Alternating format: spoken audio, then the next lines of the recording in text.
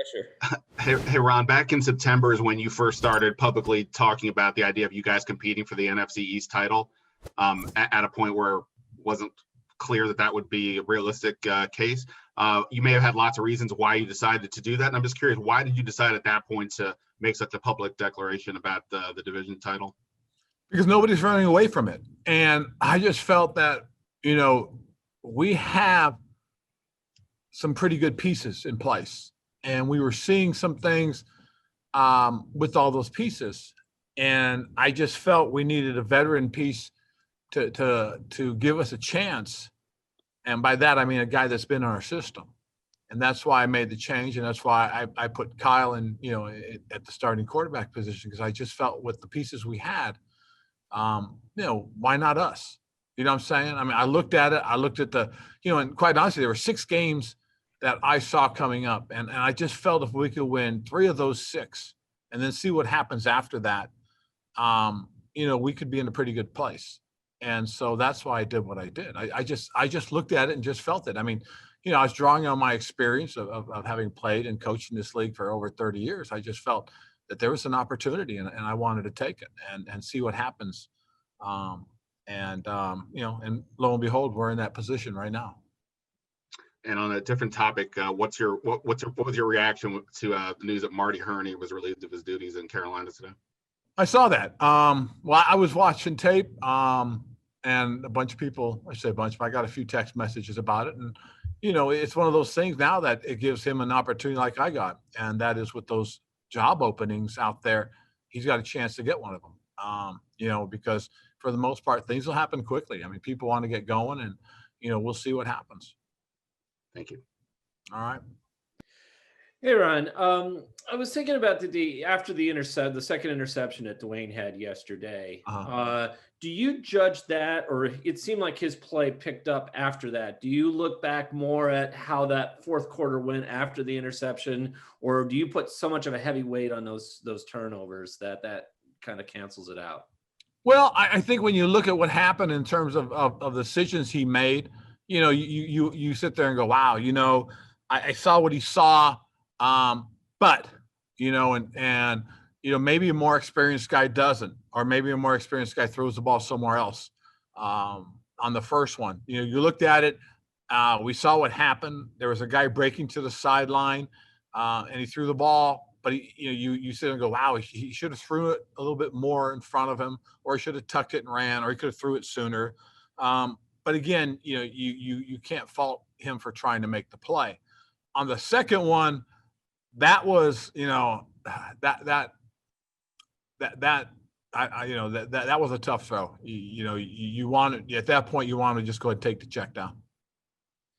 I noticed in the past at Carolina, I don't think your quarterbacks used wristbands. Maybe they have, with plays on it. Is that something you like or don't like, or is it just a situational thing? I think this, in terms of doing this for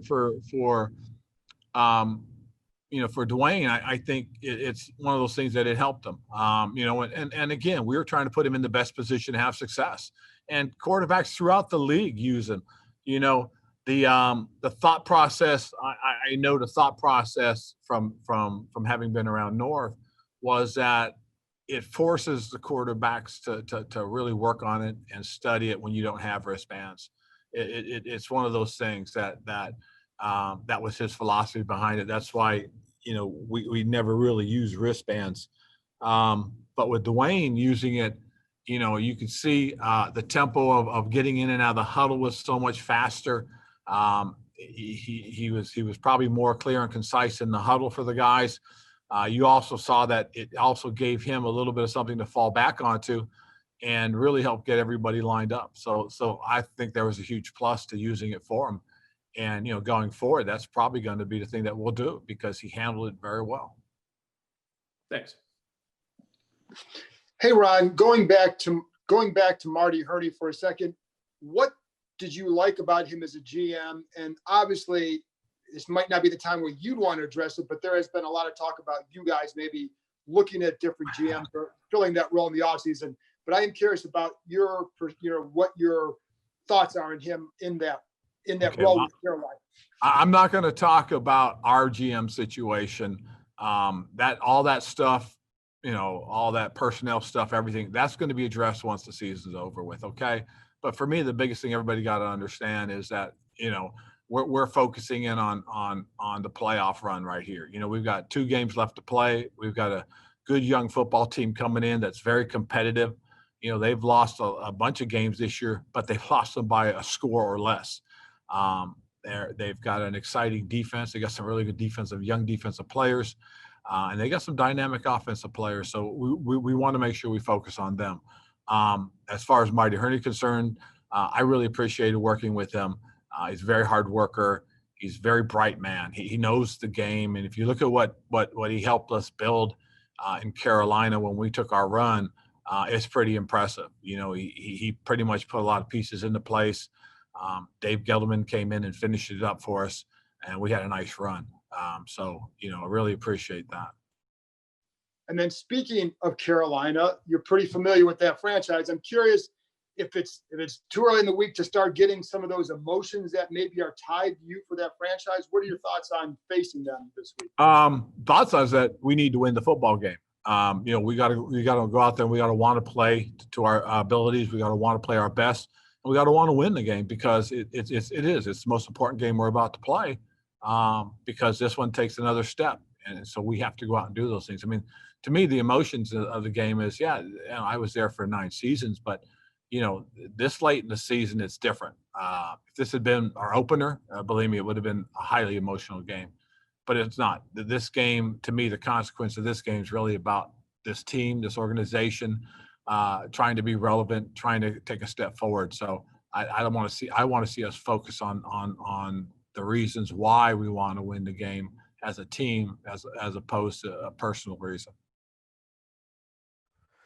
Ron, but the reality is, though, this storyline with you facing your former team is probably going to be one of the bigger storylines this week. With that being said, how do you kind of, balance that of not making this game about you? Because obviously you're going to get these questions all week from us, from Carolina media. How do you handle that? Because the only time I'm going to address it is going to be in this press conference with you guys, and then in the press conference with them. That's the truth of the matter. It becomes a storyline if you guys continue to make it the storyline. I'm not going to. Again, after today, I'm not going to address it until I have to address it with Carolina's media when we do their media call. So, I mean, that's the truth, Scott. I mean, the emotion of this game for me is this organization, and this organization right now is more important than my personal situation. I mean that because we got 53 guys downstairs and a group of coaches that we want to get into the playoffs. They want to get into the playoffs, and we want to do it for them and for us. So we have to focus in on the game. Let me ask you this. What are the dangers? Obviously, look at Carolina right now. They are eliminated from the playoffs. They can't make the playoffs. You obviously are fighting for your playoff life. What are the dangers of facing a team that really has nothing to play for in this type of a situation?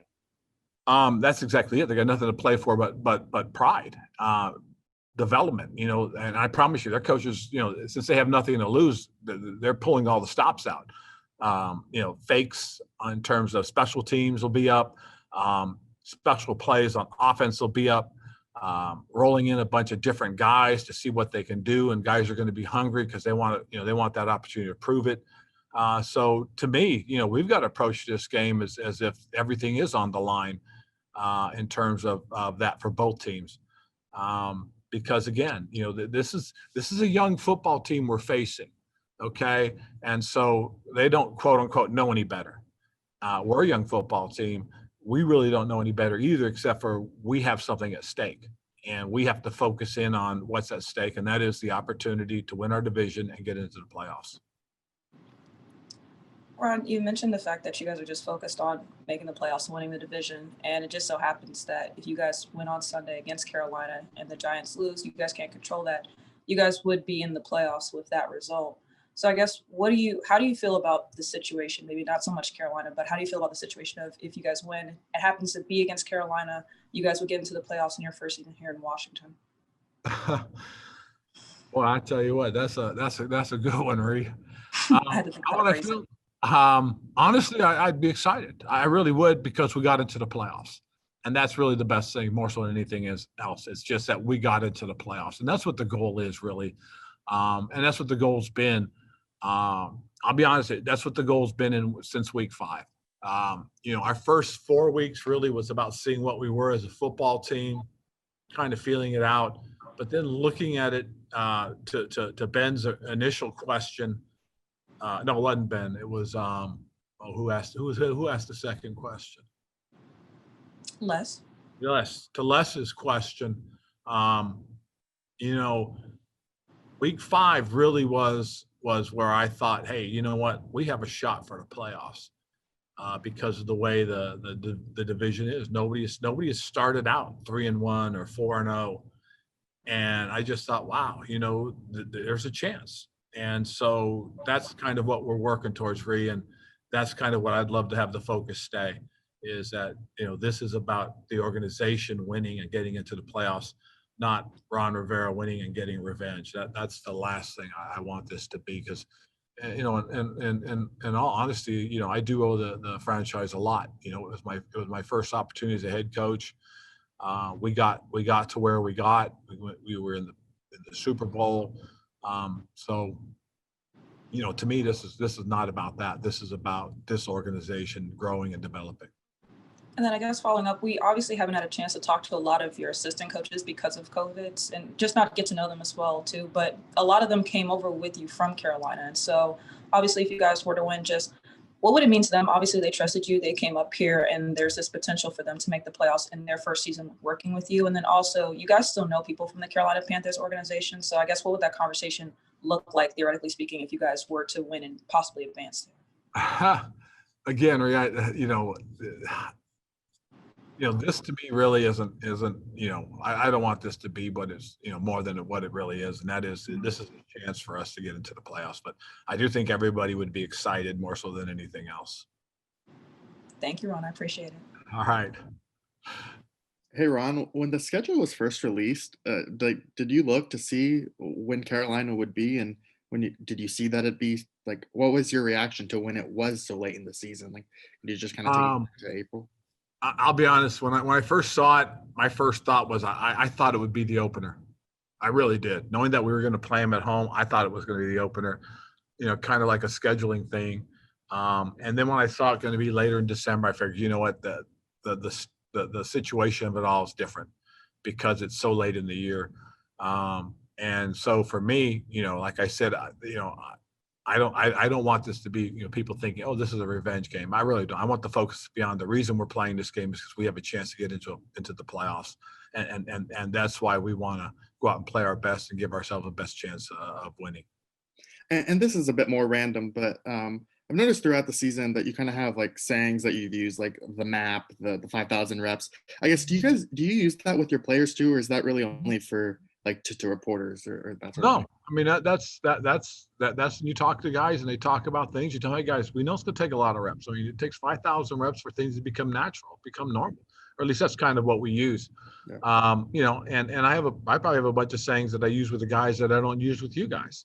One of the things I tell the guys is be where your feet are. Because I tell them, I says, whether you're here at the facility, you're out on the field at practice, you're in meetings, or you're at home, wherever you are, just be there wholeheartedly. Pay attention to your environment. Thanks. All right. Talking to the players, they felt that the time between the Dallas game and the Pittsburgh game, you guys had the 11 days. They thought that was a good team building time or time where everybody got to know each other. I'm curious, obviously you've made that a priority over the years, but how have you had to adjust this year, and have you still encouraged that given the restrictions you're under? Really can't encourage it because of the restrictions, but it really is one of those things that it's going to be real interesting. Hopefully by the end of spring, when everybody's hopefully gotten their shots and things are returning to normal, that we'll be able to have some situations where we can have group settings and stuff like that, where you can really interact in meetings. I mean, to me, the opportunity really was when we first started in July. Before all the restrictions truly set in. I thought the guys were handling it pretty good. I thought guys were getting to know their teammates. I know that 10-day stretch, the guys came in, they worked out. We had to set up times where the guys were going to come in on their off days and work out, do the extra workouts. We had what we call our recovery week, where we used 3 days of practice. We had what we call a recovery day, and then we had the walkthrough, which we did in a 5-day span before we played Pittsburgh. And I thought the guys really took advantage of it. And you did see the guys come in, and you did see the pods of guys, that were interacting because they were there, whether it was the 10 guys that were allowed to lift at a time, or the 10 guys we had in the training room at a time, to keep things socially spaced.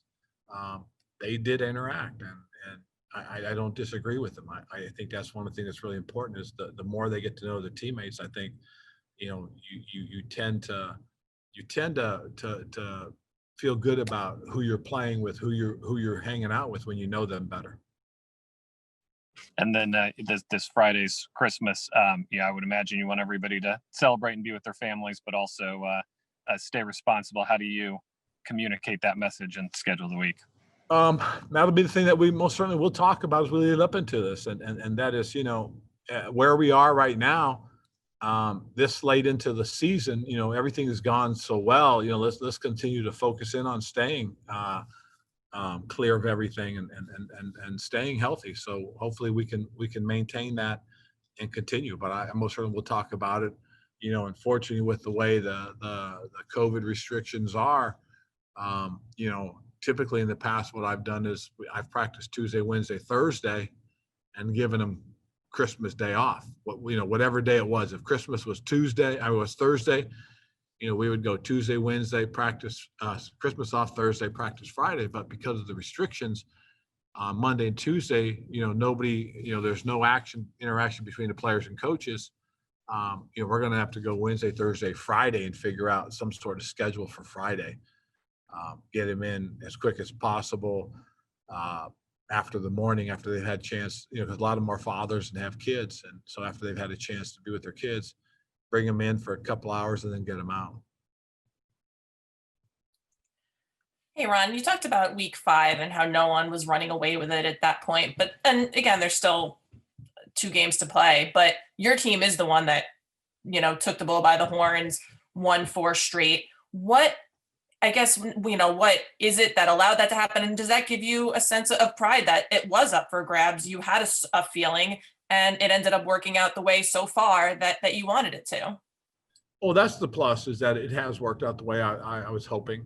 The biggest thing more than anything else, and I do take pride in it, because what happened was you could feel, the group coming together, and whether it was that extra stretch between the Dallas and Pittsburgh game, or it was really just the fact that when you look at how we played and how things started to really kick you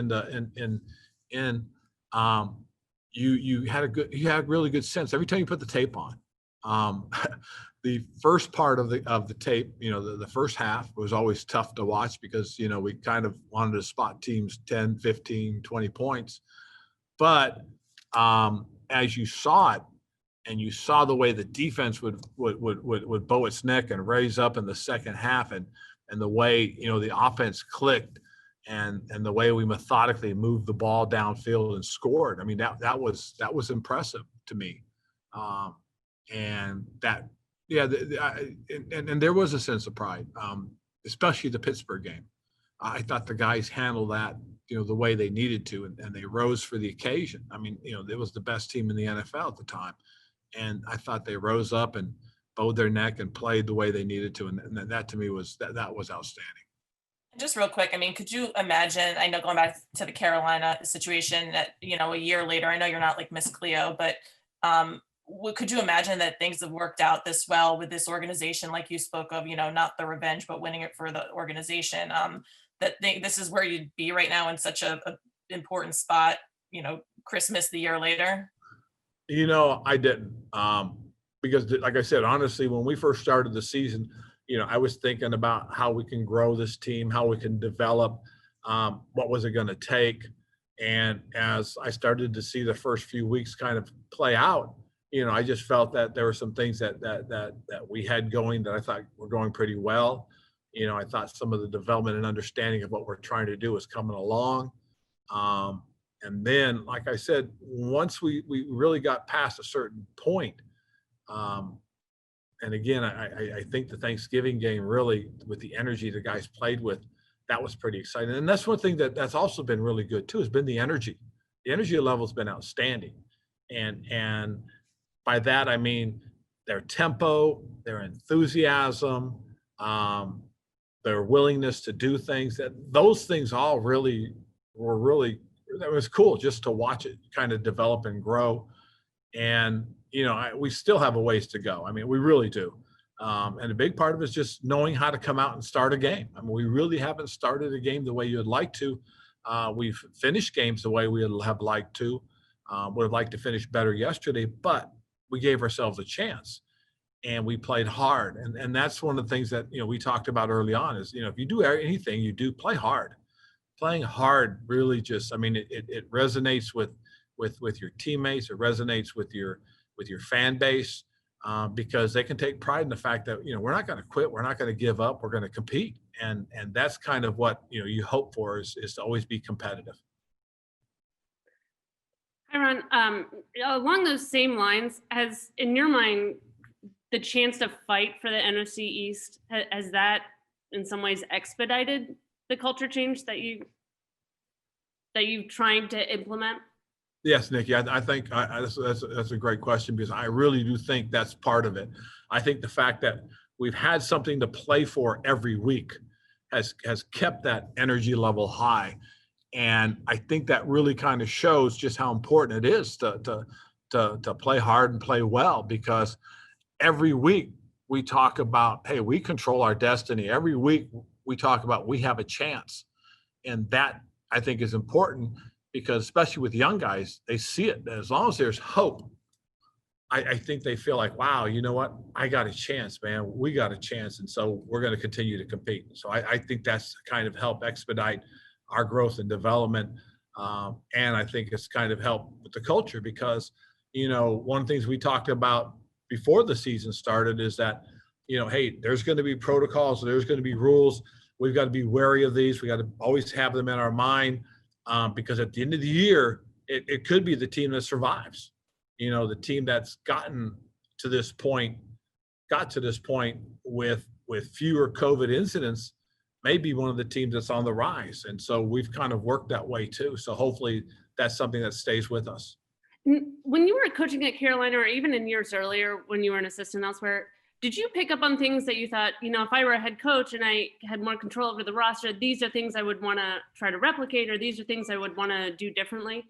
Oh yeah, very much so. I from my time with being with Dave Wanstead as a head coach to Andy, to Lovey in Chicago, Norv in San Diego, and then obviously playing for Mike Ditka, there's a lot of things that I've tried to take and have made notes on that I have in a book that I keep, and I'll refer to those things, as to different things that I wanted to do, different ways of handling things. Probably the biggest thing I got more so than anything else, from being around Andy is everything's about tempo. You practice at an up pace. Then I get to Chicago, and I'm with Lovie Smith, and really learning from the defensive side was the finite points of what you have to do and how important it is to pay attention to those little things. And then from North, the many different things about teaching your guys and how to handle. I mean, to think, I got to where I am today by myself, I think is ludicrous. And so, to all those coaches I've worked with or worked for or played for, yeah, I owe a debt of gratitude, because I took a little something from each one of them. We got time for 3 more. The playoff scenario that Ree outlined earlier, where you win and if the Giants lose, you guys are in next week. Is that something you'll emphasize with your players, or is that sort of out of the realm of things you'd like them to be thinking about? That's out of the realm of things I want them thinking about. The only thing I want them to think about is what they want to do and how important it is to them to want to take care of our own business, to control our own destiny. I think that's the most important thing, because you can't count on other people. You really can't to win or lose games for you. What you have to count on is yourself, and I've always said this too. And you can ask people who've been around me. I've always said, I'm going to make a bet on anybody. I'm going to bet on myself because I believe in me. I believe in us, and that's what I want. I want us to control our situations or circumstances. And, we've got to work hard this week. We've got to prepare hard this week, and we've got to do things the right way. Hey, Ron, obviously you've been talking a lot of football questions. I guess I'll just throw a curveball at you. What's your favorite holiday moment with your family that's most memorable? Wow. That's a tough one, Darren, because I've been fortunate. I've had a lot of really good Christmas moments, from having grown up, in a military family and having had Christmas, with my dad in Vietnam. But, getting a present from him and, a note that was, something I always remember because we were in Seaside, California, way back in the day. That's a pretty memorable one. From the first one I had as a husband, the first one I had as a father. I mean, those are all cool memories. That they really are. Hey, Ron, you've used a lot of phrases, kind of like we were talking about earlier this year. Be where your feet are, difference between important and interesting. I wonder, are there any others that you found particularly applicable to this year, or that you thought has maybe kept your team, in it every week, like we've been saying? I think asking them to focus on what we do and how we do it. I think that's one of the things that I do say every day, with the guys, whether it's just before we break the huddle for practice, or it's on the Zoom call. But it really is, I think the guys have to understand that, if we go out and do our jobs and do it the right way, we give ourselves a chance to win. I say that too a lot too. And that's what I think is most important, is that you always have that opportunity. And if you take advantage of it, and you give it everything you got, you may win more than you lose. But at least you can walk away knowing you gave your best.